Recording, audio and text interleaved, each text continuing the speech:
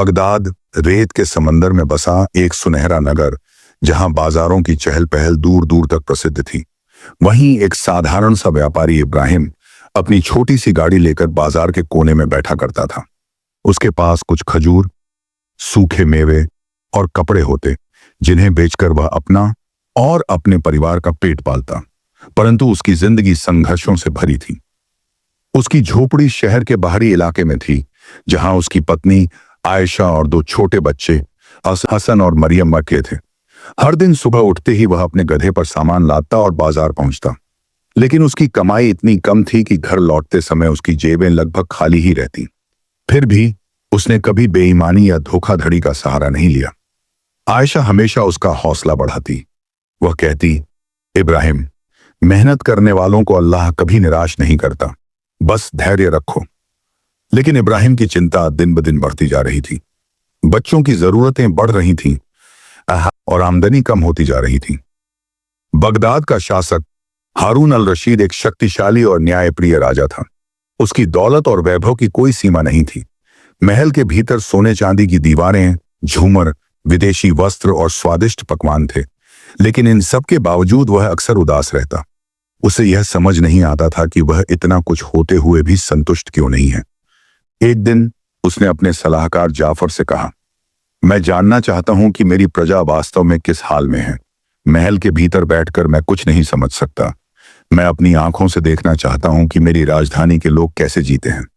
जाफर ने सिर झुकाकर कहा, जहां पनाह, यदि आप चाहें तो साधारण वेशभूषा में नगर का भ्रमण कर सकते हैं। इस तरह आपको सच्चाई का पता चलेगा। राजा को यह सुझाव पसंद आया। उसी रात उसने साधारण व्यापारी का रूप धारण किया और जाफर के साथ शहर की गलियों में निकल पड़ा। रात के सन्नाटे में जब राजा और जाफर बाजार से गुजर रहे थे, उन्होंने देखा कि एक आदमी अपनी गाड़ी के पास बैठा आसमान की ओर देख रहा था। राजा ने पास जाकर पूछा, ए व्यापारी, इतनी रात गए यहां क्या कर रहे हो? इब्राहिम ने एक ठंडी सांस ली और कहा, मालिक, मैं अपनी तकदीर के बारे में सोच रहा हूं। दिन रात मेहनत करता हूं, फिर भी मेरे बच्चे भूखे सोते हैं। लगता है कि शायद अल्लाह ने मेरी गरीबी लिख दी है। राजा को यह सुनकर आश्चर्य हुआ।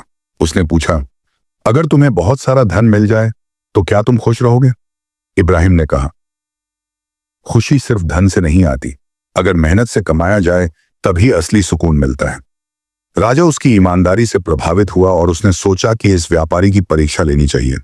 अगले दिन महल में फरमान जारी हुआ कि बगदाद के सबसे ईमानदार व्यापारी को बुलाया जाए। जब सैनिक इब्राहिम को लेकर गए तो वह हैरान रह गया। महल में पहुंचकर इब्राहिम ने देखा कि राजा हारून अल रशीद खुद उसके सामने बैठा था। राजा ने कहा, मैं तुम्हें सोने चांदी से भरी एक थैली दे सकता हूं, लेकिन मुझे पहले यह बताओ कि तुम्हारा दिल लालच से मुक्त है या नहीं। इब्राहिम ने जवाब दिया, हाँ पनाह, यदि यह धन मेहनत से कमाया गया होता तो मैं इसे खुशी से लेता, परंतु मैं बिना मेहनत के कुछ नहीं लेना चाहता। राजा मुस्कुराया और कहा, अगर मैं तुम्हें व्यापार करने के लिए कुछ अनमोल वस्त्र, मसाले और सुगंधित इत्र दूं तो क्या तुम उसे स्वीकार करोगे? इब्राहिम ने सिर झुकाया और कहा, अगर यह मेरी मेहनत का हिस्सा बन सकता है तो मैं इसे स्वीकार करूंगा। राजा ने उसे बगदाद के सबसे बड़े बाजार में एक दुकान दी और कुछ मूल्यवान वस्त्र और मसाले दिए। इब्राहिम ने इन चीजों को लेकर मेहनत से अपना व्यापार बढ़ाना शुरू कर दिया। धीरे धीरे उसकी दुकान पर ग्राहक बढ़ने लगे और उसका व्यापार फलने फूलने लगा। कुछ महीनों बाद राजा ने फिर से साधारण वेश में बाजार का दौरा किया। उसने देखा कि इब्राहिम की दुकान बहुत अच्छी चल रही थी, मगर वह अब भी जमीन पर बैठकर ही व्यापार कर रहा था। राजा ने उससे पूछा, इतनी दौलत के बावजूद तुमने अपना अंदाज नहीं बदला? इब्राहिम ने कहा, मालिक, दौलत से आदतें नहीं बदलनी चाहिए।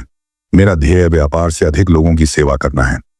राजा उसकी ईमानदारी से बहुत प्रभावित हुआ।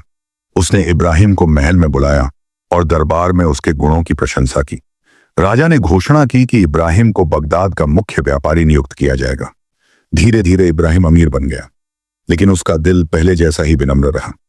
उसने जरूरतमंदों की मदद की और अपने व्यापार से अनगिनत गरीबों को रोजगार दिया।